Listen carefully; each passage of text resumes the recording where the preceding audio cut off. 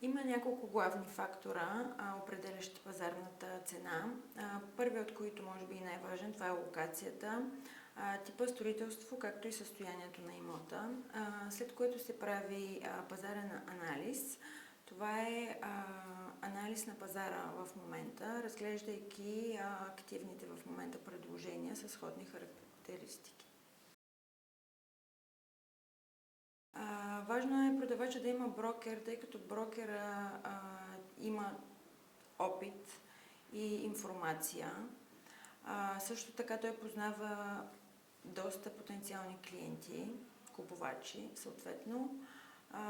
Също така брокера съпътства продавача до края на сделката, разрешавайки възникнали проблеми в самия процес. Брокера също следва продавача от началото до края на сделката с реклами, правене на огледи, водене на преговори и така нататък.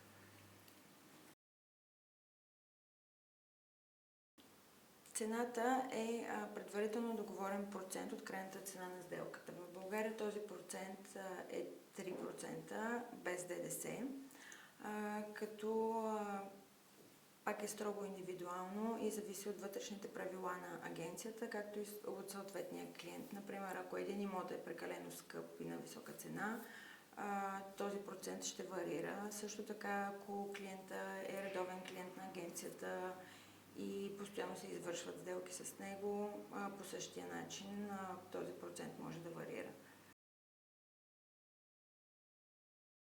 Продавачът трябва да очаква договаряне на цената, договаряне също така на условията на сделката, начина на плащане и също така проверка на изрядността на документите от юрист.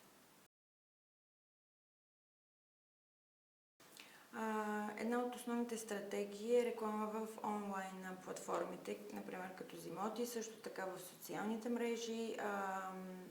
Друга много разпространена стратегия е фарминга. Това е запознаване на хората, живеещи в дадения район, където се купува или продава имота.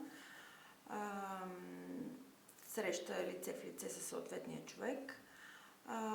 Също така запознаване на хората ни от базата данни с съответната оферта и организирането на подходящи събития и представянето на офертата. Също така и представянето на офертата пред колеги, които биха също ни довели потенциални клиенти.